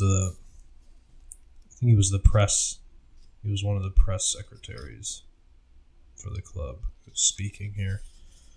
Our priorities shifted a little bit. Frank wanted to improve the players by giving them that personality stability. He wanted to show them that there was more to it than tactics and running, that you could beat your opponent through the power of the mind. Mm-hmm. And for me, it's like, he's getting a little wacky, but then also I'm thinking, how many times did I tell my players it's about the power of the mind? Yeah. So it is about that too. Obviously, all the other things are important. If you have only the power of the mind, it's not going to go over too well. Mm-hmm. Few believed him then, but many top coaches are today convinced that cognitive training and work on the shortening of reaction time is vital if players' minds are to keep up with the increasingly rapid game. To get better translates into taking things in more quickly, analyzing them more quickly, deciding more quickly, acting more quickly. And this is Ralf Rangnick, a successful coach, as we said, who just did well in the Euros. Yeah, they underperformed in their knockout round, but they won a group with France and Netherlands in it. So it's like you don't just accidentally win that group. No. And yeah, he's with Austria. There's talent there, but it was the less so of the other teams. And he found a way to have success, to buy a ticket. You want to buy a ticket to try to be able to win. So there is something to having that mental sharpness and to having that belief, because if all these other things, like if you have the belief of victory, like you're not thinking about doubt, and then more of your cognitive function can go towards just like, what's my job? Because I believe in this. I know if I just know my job, like I'm going to do that. So, yeah, it's just, but then, yeah, you get into like the mind game, like they're being more enthusiastic and highlighting the mental game a little bit more here in this chapter of the book. And at the time, like how Wolfgang Frank is just helping his players realize how important that is, and just on that same page, like it goes into how Klopp and Frank sometimes argued, but they only once fell out with each other. Klopp had confessed to the coach during another training camp that he felt as if the coach was chucking a bucket of water over a glass that was already full and overflowing. And like that, I've experienced that a few times, just like kind of like almost like overkill feeling, just like you have all of this really important work, but there's no recovery time. And I'm pretty sure that's kind of what it goes into a little bit. And Klopp was worried about getting like fired, I guess. And he didn't sleep all night because of like just the way they would go at each other and just like argue about these things. And Frank kind of confesses about his management style a little bit. Like he says in the bottom of this paragraph, I talk to the players the way I would have liked coaches to talk to me. And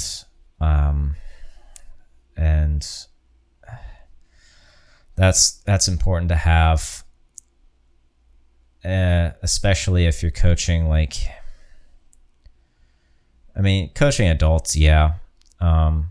Some adults know how to respond to things better. Yeah. Especially in a professional environment. Sometimes not.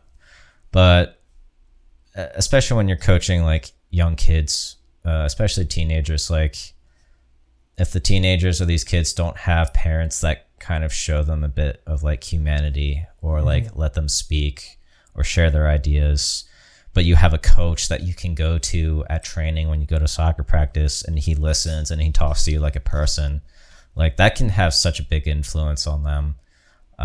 And I feel like I always tried to do that with our team, with the White Cosmos. And if I didn't, like, I'm sorry I didn't. I felt like I always tried to let players talk if they wanted to, or be heard, or just like make sure they didn't feel invisible. Because when you feel invisible around 10 other players, like that's kind of like one of the worst feelings. I mean, that means you don't, aren't being communicated to. You're not getting the ball passed to you. You're not getting feedback. Like, why even be there? Yeah, for sure. So I think Wolfgang Frank is really on the mark there with his management style. Just being like really transparent about how he talks to his players. I mean, but him and Klopp are kind of like on a different level with that relationship, I think, just because they're both super caring about the team. Yeah. So their arguments and their talk is a bit more intense. I mean, I also think Klopp is just being transparent about what he's feeling and what the team is feeling, because Frank might not even see that side because he's so driven about the plan. You know, he needs this kind of feedback from probably Klopp, which is why maybe it kind of stems into the argument side of things. Well, Klopp, he got to see all this, and then he got to take all the best from this. Because it goes in a little later or right below. Frank was a man with a very special character, says Strutz. He could have been a fantastic coach, which I already say he is, if he'd been a bit more relaxed. So then you have that Jürgen Klopp inherited the calm side from his mother. Mm-hmm. Unlike Jürgen Klopp later, he was simply too serious, and he didn't really understand that young players sometimes want to have fun and drink the odd beer, and they don't want to be boxed in. So I think some of the flaws of Wolfgang Frank was a little bit maybe of the things that Jürgen Klopp's father had, just a little bit too intense, a little bit too more serious, where there's like, whoa, like we get it, just need you to relax a little bit. Yeah. But they still love him, they understand it, so like they're still bought in. It didn't break the connection, but there was a better connection to be had. The connection could have been stronger. Going to start learning a little bit more about the man himself. His sons paint a more nuanced picture. At home, they say Frank could be very funny, very warm, but he didn't like the limelight. He wasn't the type of guy who climbs the fence in front of the home section. My father, Sebastian Frank says, lost himself in life of being a football coach. I'm not sure he knew the price of a bread roll. So you kind of can't, like, the whole, like, have the odd beer. Like, you lose a little relation. Like, so they know who you are. They love who you are because you're passionate and you bring the energy and you're inspiring everybody. But then I feel like I can be like that too. Yeah. But then it's just like, but if you don't know some other things, then you lose ways to connect to somebody on the human side. So like the way that Klopp will then later have deeper connections, I think probably than Wolfgang Frank had with his players. Which he probably learned under Wolfgang Frank a bit. Maybe not right away. Often there'd be arguments at home because he had again given his winning bonus, which was meant to supplement his modest wages, to the groundsman or somebody else at the club, insisting that they were just as important as the strikers or defenders. Frank regarded a football club as one large organism, not a company made up of different departments that had little to do with each other. One body, different parts all together. I was just thinking it. It has to be unified. So I'm all about that. Like this guy, I would have bought into him too, and I'm sure I would have been able to give the little things like, you know, sometimes I just can't connect with him though, because he's just like, dude, I do have a life outside of here. And he goes, what? Beer. What is outside of football? I don't understand the question. Which I mean, I was much more obsessed about football at one point, but then have let it not be as obsessive. Mm-hmm. Liverpool losing does not destroy my psyche as it once usually did. But the move to traditional mid-sized clubs from Rohr era backfired, so he's not at Mainz anymore. Frank was axed 4 months into the next Bundesliga 2 season. With the team hovering near the relegation zone, his methods were met with rejection by a large part of the team from the start. Rheinpost noted, he had, amongst other things, instructed his players to hug trees during the endurance run through the woods. Oh my goodness. Sometimes you're just not going to connect with the people. You're like, well, this worked here. This has to work over there. Yeah. And I don't know for sure if he did all the small things that he was doing at the other clubs, but even if you do everything, like, if you find a place that it works, well, I mean, it's tough. He had ambitions to go to the top, so he was trying. He admits later, he's like, I just can't stop coaching. So like, I can't take a break. If there's a break, I'm gonna take a job. Yeah, I get that. On page 70, his son Benjamin Frank adds, our father had a huge knowledge base and visionary ideas. He came across as confident, but also secretly doubted himself all the time. as far as his work and his effect on the team was concerned. As a coach, he remained unfulfilled. Just with like,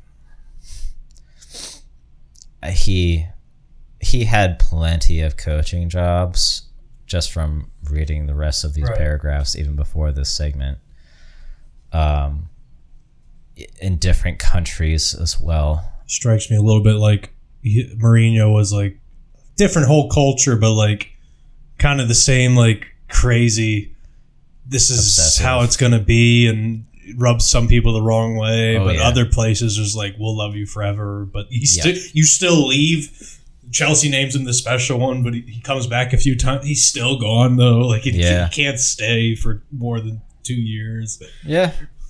Just a whole different style, but similar obsessive compulsive about the game. Yeah. And Heidel even says in the next paragraph, like he never quite made it into the big time because he was a difficult character. I was the only one he got along with. We were quite close until we fell out very badly. After he left us the second time for Duisburg, we didn't talk to each other for 2 years. He always thought he could find something better. That's tough. Right. He wanted to be on the radar. He once got approached by Werder Bremen, but he was unsure if he thought he could make it where he was at, and just the timing never happened. And like you said, it's before. It's almost like he did too much thinking, you know? Yeah, he was an overthinker, and there was nobody, or he wasn't able to have any of that calmness and peace. Mm-hmm. Frank's groundbreaking system was still so advanced by the standards of German football that subsequent Mainz coaches had little idea how to make it work. Tactically, the side were better than their coaches, Klopp said. The national team and the vast majority of the club sides were still firmly wedded to a sweeper system. Heidel. At Mainz, half the players knew how to play with 4 at the back, and the other half didn't. And the coaches had no clue. We put anyone on the bench who happened to have a tracksuit in his wardrobe, but no one was able to explain to the players what they had already been taught by Wolfgang. We were basically dead in the winter of 2001. Finished. I said to Kloppo, "You're smart, you're eloquent, you understand the game. Do you want to see if you can make it work?" Within 2 weeks, he had it sorted. It's crazy.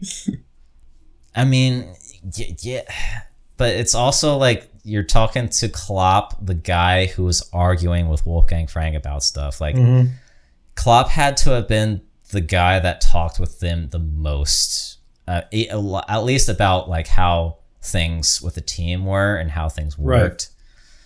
Like, and I feel like even Klopp was like, I feel like at that point, if I was him, I would be ready just to sort it out myself. Like, just start getting things into place about like what made sense and how to play with the system that Frank had, and just because it worked well. I mean, I think it's in the next chapter that how, or no, I think we already covered it actually in a previous chapter about how Klopp did at Mainz.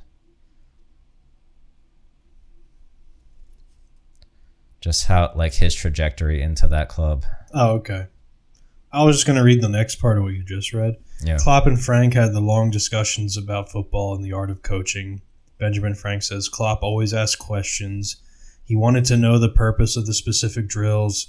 Dad advised him to write everything down, team talks, tactics, training sessions, playing ideas. He had a sense that Klopp would make a good use of it one day. Yeah.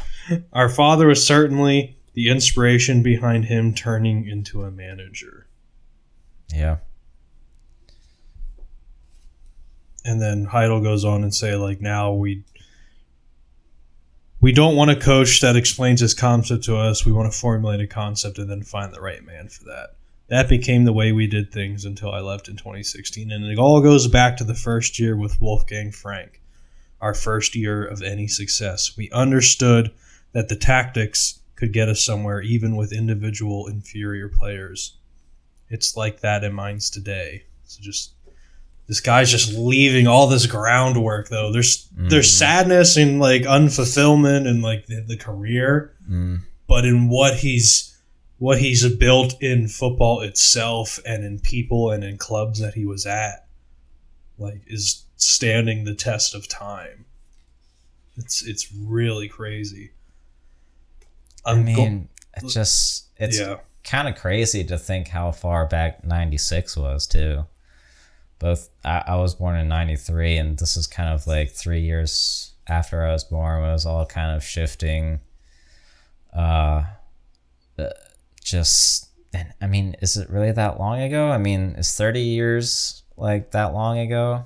I mean, it's not entirely long ago, but just seeing it all, like now all teams, back four, back three, all teams, we got to have some kind of press. Yeah. Or teams that are lower and trying to beat the better teams, like we're going to have to do, it's just, you can just see it in some way. People are picking and choosing what they think is best out of it, but yeah. But this was like the tactic that kind of throttled everything into thought process. Like, okay, tactics can change, like a team's chances, and just increase their winning probability, even if they don't have the players. Like it keeps saying, it's crazy to think. I mean, like in a professional team, like they all know how to pass the ball, they all know how to shoot the ball. Maybe not as well as like a first team in the Bundesliga, but if your tactics are right and you pass the ball and you're breaking the lines to advance forward up the pitch and create chances to go to goal, like that's what you need. Just these last 2 pages are going to be kind of just 2.5. Yeah. But page 72, I have it all. So going into it, what's prudent for What's prudent for FSV, he adds, should also be right for more financially potent sides. You can't change your whole setup and team every time you change coach. You'll never find stability that way. He name-checks Hamburg SV, giants of the Bundesliga in the 70s and 80s who've been stuck in a rut due to a lack of joint-up thinking. Like another restless, highly strung prophet before him, Frank was allowed only glimpses of the promised land, which is just an ode to Moses not seeing the promised land. But he laid all the foundational work and did incredible things and also had flaws. And it's a great analogy. Impatient barred his admission to, but he was at least able to witness his people, his protege Jürgen Klopp, and a host of other former players such as Joachim Low, Torsten Leichbergnick, Jürgen Krammy, Peter Neusteiter. Feel free to continue to laugh. Christian Hawk, Stefan Kunert, Lars Schmidt, Sandro Schwartz, Sven Demant, and I don't even know. How do you say that? Uwe Stuva. Oh, it's like a V. Uwe Stuva.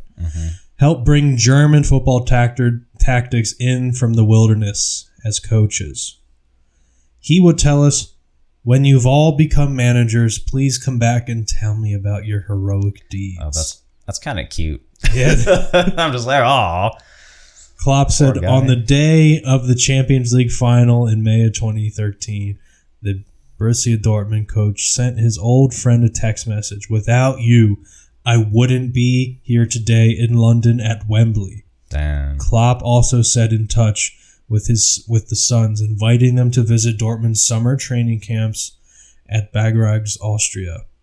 Frank's most prominent apprentice, along with another Swabian tactic obsessive, Ralf Rangnick, went on to establish the Fleas Maverick blueprint of zonal marking, a back four, and hard pressing as the new orthodoxy in the Bundesliga in the mid to late noughties.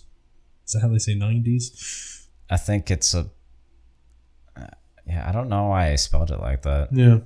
But it took another few years before the scale of Frank's impact was more widely appreciated. When great things happen, the rewards often come too late, Klopp said a few days after Frank's death on September 7th of 2013. He had been diagnosed with a malignant brain tumor only 4 months earlier. When it was already quite clear that he wouldn't live much longer, he told me again that leaving Mainz had been his one grave mistake in his life. It was very hard to deal with his death, Heidel says. Like this guy literally is a visionary. He was. And your protege coaches are coaching in Champions League finals and then winning Champions League finals and winning Premier League titles, winning Bundesliga titles, also continuing to revolutionize the game, coaching in World Cups, everything. Plenty of coaches win trophies, but only a few can make a club and city their own, which is one of the bigger lessons I think Klopp learned, as we will get into later. Fewer still leave behind a legacy that far outlasts their time on the bench. There is not a single person in football at Mainz who's not 100% convinced that everything started with Wolfgang Frank, Klopp said to his Lehrmeister, his teacher and role model. That's where I have ended my notes. I don't know if you have had anything, but pretty much this is just everything that I love about football. I didn't know that this guy is on the Mount Rushmore. Yeah, pretty much. As the first head of my only. I don't know. There's so much history that I don't know, but in terms of like that one body, one mind, us together. We have to suffer together. We have to grind together. We have to work hard. We have to believe. It's about the mind. It is about the tactics. We have to obsess. We have to love this game more than we have to treat it like it's life and all of these things. And, you know, it is about the crowd. The crowd is involved. The people in the office, it does matter. It can't just be about the money. It's about this game. But if you don't have the passion for it, then it's not going to happen. If you don't have people who believe in it, it's not going to happen. Right. Just that Wolfgang Frank didn't just have a huge hand in the development of football in Mainz, but on modern football. Like, he thought about things no one had ever thought about. Mm-hmm. And maybe because he was too ambitious, like, he made a rash decision to leave Mainz when he did. Maybe if he stayed, like, maybe it would have been a bigger trajectory. Mm-hmm.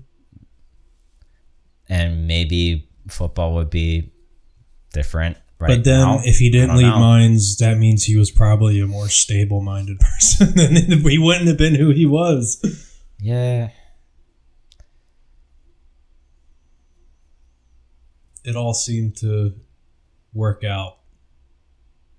Like, if he wasn't who he was, then all these other things would have happened. It's an incredible legacy. Almost worthy of a title. Yeah. You know what I mean? I mean, he's done so much work out of, like, was it obsession or love for the game, or was it obsessive love for the game? Mm-hmm. Either way, like, before reading this book, like, Wolfgang Frank was kind of like, I didn't know the name. I didn't. And then, like, after reading this book, I'm just like, man, like, things don't just come from nowhere. Right.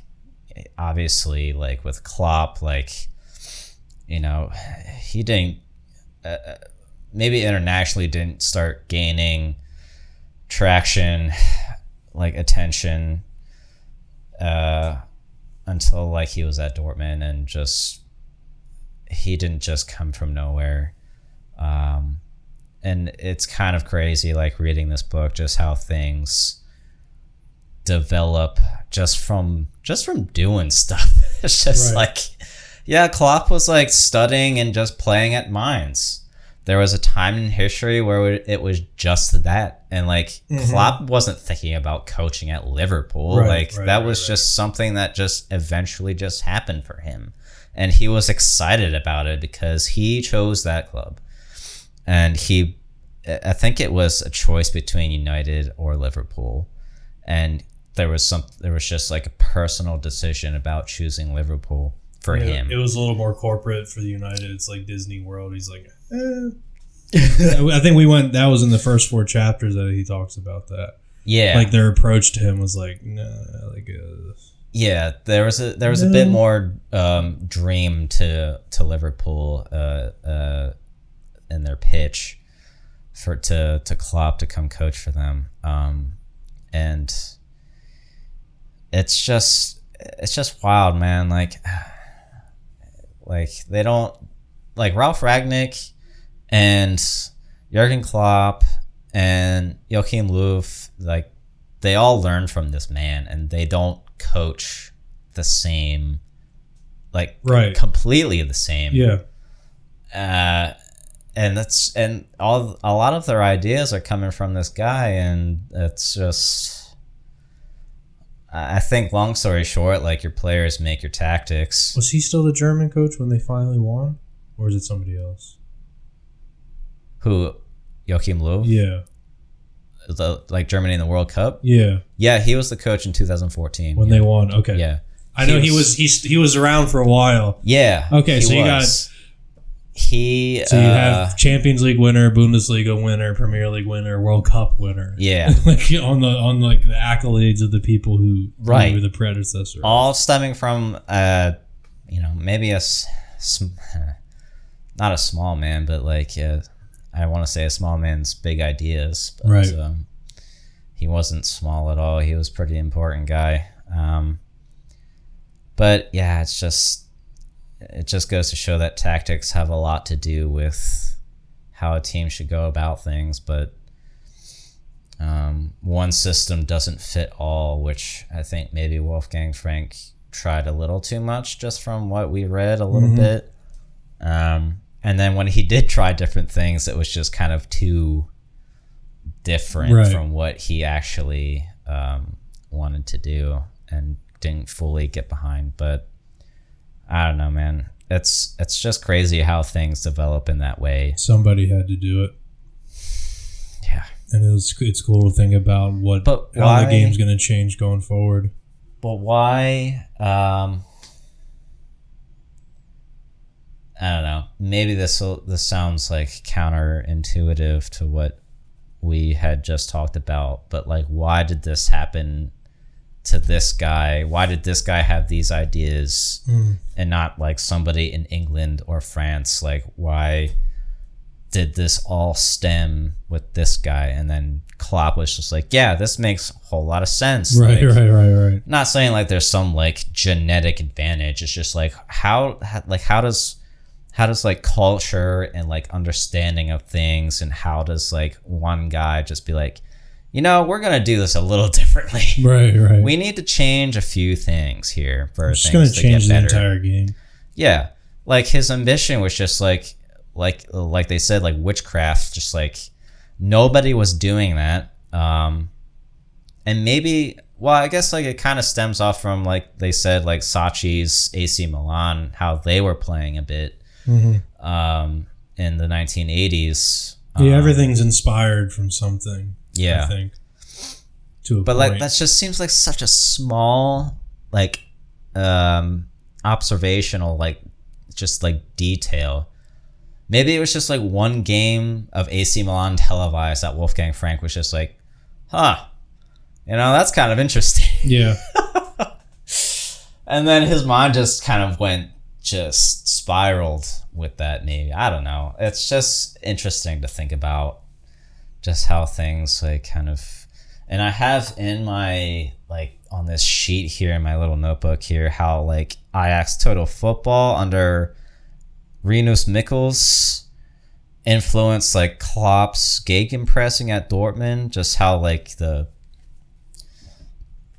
when players tactically when they gegenpress, it's a big press. Mm-hmm.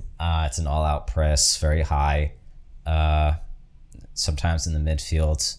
But like when players go into press and like that player fails to press and win the ball back, like players are rotating like a total football would, and just how mechanical and fluid that can be, and how much that influenced, like not a whole lot, but just kind of how it even like a small, not a small club, but like how Ajax were doing things in the Netherlands, just how Klopp was like, that's kind of interesting. I'm going to apply that to like what I'm doing. And how he's just able to grab a hold of that and just be like, it's like it's not like a missing page from his book, but he's just adding a page to his own book. Right. It's like, and it just makes sense. He knows how to put it into the book.